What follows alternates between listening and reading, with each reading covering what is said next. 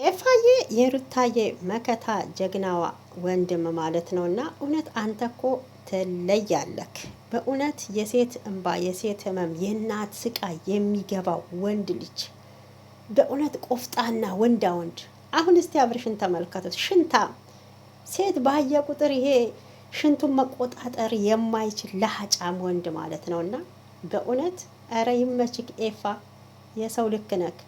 የዳኒ ማጨብጨብ አንዴ ወደ ሩታ ነው፣ አንዴ ወደ አብርሃም ነው፣ አንዴ ወደ ማን ነው? እንግዲህ የመጡትን በዳኒ ቻናል ነው ማለት ነው። እና ዘብ ብላችሁ ተመልከቱ። ውሽሚትና አብርሃም እንግዲህ ጋቢ ለምኔ ለብሰው እንግዲህ ሶፋ ላይ ቁጭ ብለው ነበረ። ፍቅር ሊሰሩ ነበር። ያው ፍቅራቸውን እንግዲህ አቋርጧቸዋል ስሜታቸውን ማለት ነው። እና አይኤፋ እንደው ይሄ አግባብ ነው ብለህ ታስባለህ? ይመችክ፣ በእውነት ይመችክ፣ ዘር ይውጣልክ። በእውነት መልካሙን ትዳር ይወፍቅክ ነው ማለት የምፈልገው ማለት ነው።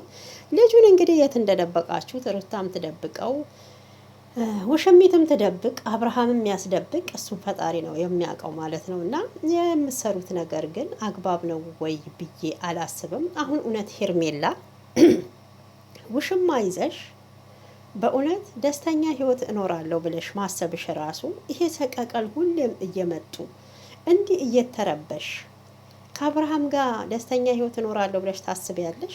በእውነት ላንቺ እኮ ይሄ የዛፍ ላይ እንቅልፍ ነው። የዛፍ ላይ እንቅልፍ መቼም ንፋስ ሲመጣ በጣም ነው ዛፍ ቅጠሉ የሚረግፈውና እንደዛ ነው ያንቺ። እውነት አብርሃም ክብርት አለው። አስገድደሽ እቤት ወንድን አስገብተሽ ከምታኖሪ ለምን በክብር ለቤተሰቦችሽም ክብር ታለሽ፣ ለአንቺም የሴትነት ክብር ታለሽ። እውነቴን ነው። ሽማግሌ ልኮ በክብር እንዲያገባሽ አታረጊም። እኛ እኮ የአግባ አላልንም፣ አታግቢው እኮ አላልንም። ግን አሁን ልክ ወኔሽ ይሄ ወገብሽን ይዘሽ የምትናገሪው ነገር በቤተሰብ እኮ በቃ ሽማግሌ ልኮ የቤተሰብ ጉልበት ስሞ በክብር ያገባሽ ነው የምትመስሉ። ርካሽ ሴት። ርካሽነትሽን ግን በአደባባይ እየመሰከርሽ ነው ያለሽው።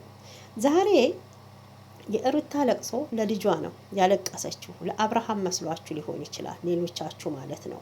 ወንድ ቢሄድ ወንድ ይተካል። እውነቴን ነው የምላችሁ። እንዴ አሁን እንደ አብርሃም አይነቱ ወንድ መጣ ቀረ ምንድን ነው የሚሰራው? እድሜ ለሩታ ይበል። አብርሃም ሩታ ነች እኮ ያሳለፈችለት። ከዛ ከእከካም አመዳም ሆኖ ቁጭ ያለ ጊዜ እዛ ቡታጅራ ላይ እውነቴን ነው የምላችሁ ቻናሉ እንኳን ባናር አይወጣም ነበረ።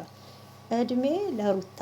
የብዙዎቻችሁ ዶላር ዩቱብ ቻናል እንዲከፍላችሁ ባናር እንዲወጣላችሁ የሩታ አስተዋጽኦ የሩታ እጅ እንዳለበት እንዳትረሱ። በዚሁ አጋጣሚ ልነግራችሁ እወዳለሁኝ ማለት ነው።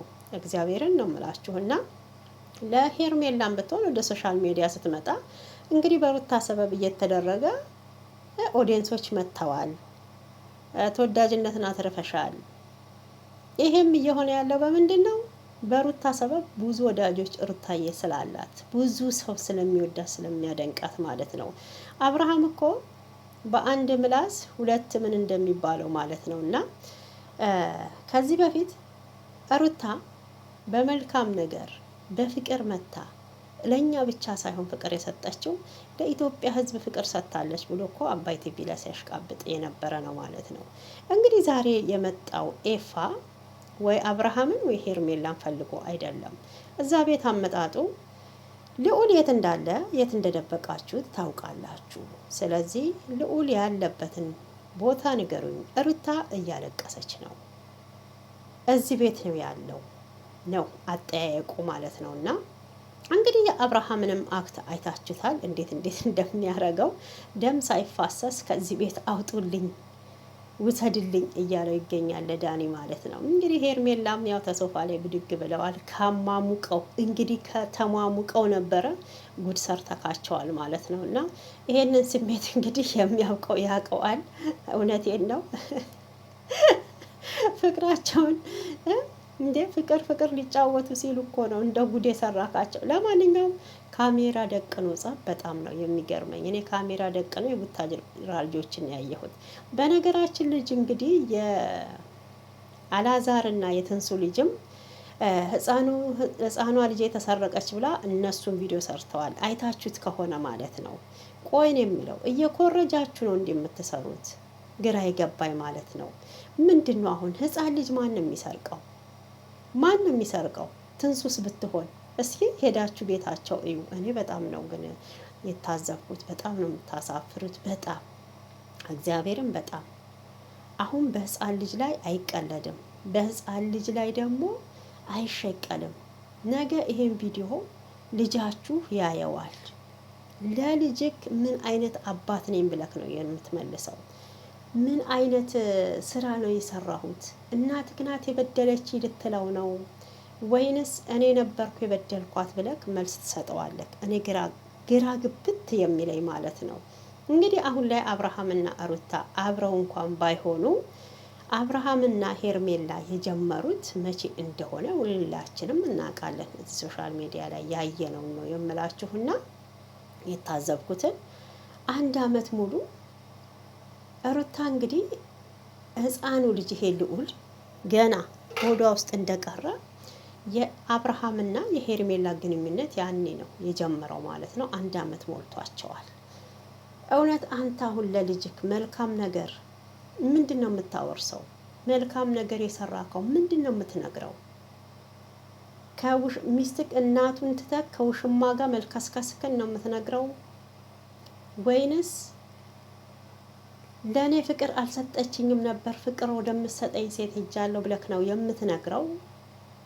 ምን አይነት አባት ነኝ ብለክ ነው ራስክን እንደው ቆመክ እስቲ እንደው አስበው። አብርሃም ማለት ነው ጭንቅላታችን እኮ የተፈጠረው ለማሰብ ነው። አንገት ደግሞ ዞረን ለማየት ነው አይደል? ነገሮችን ዞር ብለክ እስቲ ተመልከት። መልካም ነገር ሰርቻለሁ ብለህ ታስባለህ? እንደኔ ለልዑልስ ምንድን ነው እስቲ የሚያስተምረው? ነገ ምን ብሎ ነው ለልዑል የሚነግረው ማለት ነው? መልካም ነገር ምንድን ነው የሰራው? በልጁ እናት ገና ሳትወልድ ውሽማ ማምጣቱን፣ በዚህ ላይ ደግሞ በይሉንታ ተይዞ በ500 ሺህ ብር ወይም በግማሽ ሚሊዮን የእጅ ሰዓት ተታሎ ሴት ቤት እንደገባ ነው የሚነግረው? ወይስ ተገፍቼ እናት ገፍታኝ ነው ለዚህ ሁሉ የደረስኩት ብሎ ሊል ነው ማለት ነው? መጀመሪያ ላይ እኮ ቆንጆ ፍቅር ነበራቸው አብርሃምና ሩታ ማለት ነው። ጥል ነበረው በመሀላቸው፣ ብዙ ጊዜ ግጭት ነበረ። ሁሉንም ደግሞ ሶሻል ሚዲያ ላይ ነው የሚያወጡት። ገብቷችኋል? መቼም የአንድ ባለትዳር ገበና ሶሻል ሚዲያ ላይ ወጥቶ እንደዚህ አሁን ላይ በቃ ገንዘብ ብር ብቻ ስለሚያመጣ ሁሉንም ነገር ሶሻል ሚዲያ ላይ በካሜራ እየተቀረጸ መለቀቅ ጀምሯል ማለት ነው። ያው እዚህ ጋር ደግሞ ቻናል ታውቃላችሁ፣ እንደዚህ አይነት አተካሮ ነገር እንደዚህ አይነት ሮማንቲክ የሆነ እንደዚህ አይነት ድራማ ካልሰራችሁ ሰውም ቴንሽናቸውን ሰርቀው አይመለከቱትም። አሁን የህዝቡ ምን አይነት ነው ድራማ የሚወደው፣ ምን አይነት የውሸት ነገር ነው የሚወደው የሚለውን በደንብ ጠንቅቀው ስለተረዱት እነሱንም ሁሌ ላለ ይሄን ነገር ያመጡታል። ዛሬ በአንዱ ቻናል ከመጡ ነገ በአንዱ ቻናል ይመጣሉ ማለት ነው። እና ቻናላቸውን እያሳደጉ ነው ሁሉም ያሉት ማለት ነው። እንግዲህ ከ5 ቀን በፊት ዳኒም መጥቶ ነበር በዚህ ቻናል። አሁንም ደግሞ በ5ኛው ቀን ቆጥሮ ድጋሚ መጥቷል ማለት ነው። አስባችሁታል? እንግዲህ ነገ ደግሞ በማ ቻናል እንደሚመጣ መገመት አያቅትም። ወይ በኤፍሬም ነው ወይ በቡዜ ነው ወይም ደግሞ በዴቭ ነው። ከሁለት አንዱ ይመጣል። ይሄ ነገር ግን አግባብ ነው ወይ? ሀይ የሚላቸው ሰው ምን ነው ጠፋ? በእውነት እንዴ! አሁን እኮ አንድና አንድ ጥፋት እያጠፋችሁ ያላችሁ ትልልቆቹ ናችሁ እንጂ ትንንሾቹ አይደሉም። ትንንሾቻችሁ አይደላችሁ። መጀመሪያ መተሽ ልጁ አያቱ ጋር ማደግ አለበት ብለሽ ቡዜ ያወራሽው አንቺ ነሽ። በማግስቱ ልጁ ጠፋ። ሩታ ደግሞ እኔ ልጄን አልሰጥም፣ ብዙ መስዋዕት የከፈልኩበት ነው፣ እናትነት የተፈተነበት ነው ብላለች። ልጅነቴን የተቀማሁበት ነው፣ ውበቴ ነው እያለች ነበረ።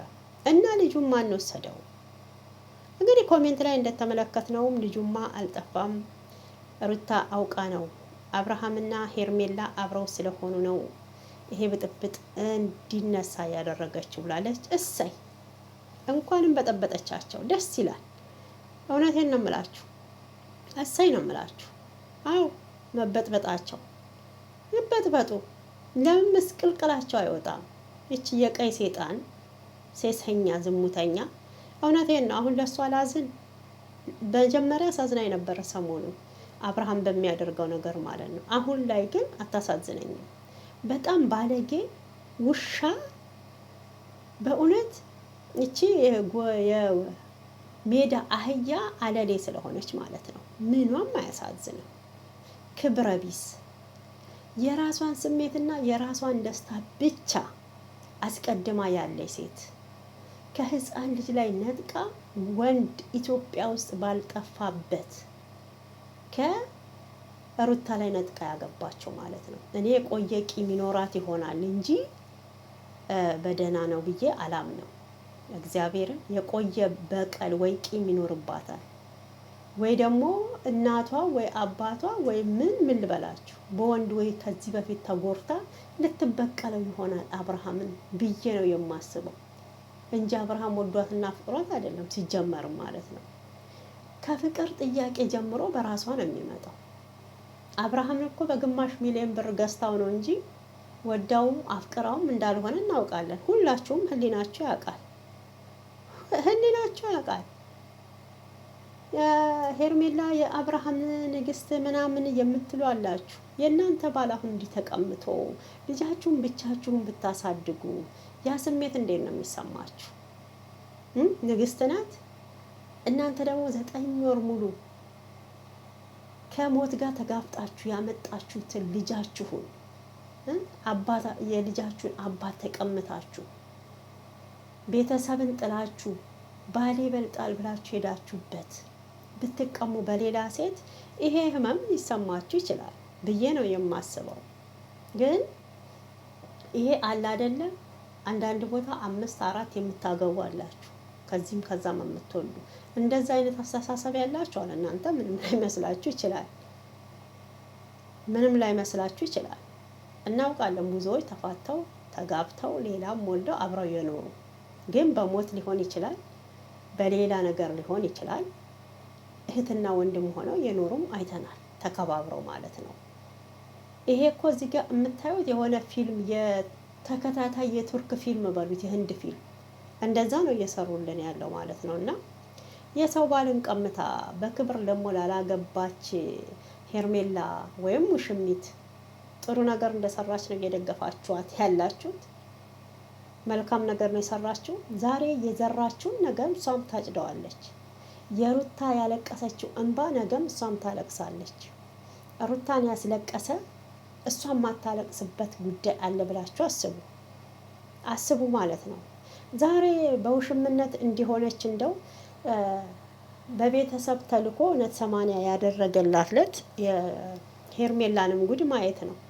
ሩታ ላይ ያለው ስሜት እሷ ጋርም እንደሚመጣ ጠብቁ። አሁን ምንም ስለሌላት ነው እንደዚህ እየሆነች ያለችው ማለት ነው። እና ከሩታ ይበልጥ የሄርሜላ እንደሚበስ ምንም እንዳትጠራጠሩ ማለት ነው የምፈልገው።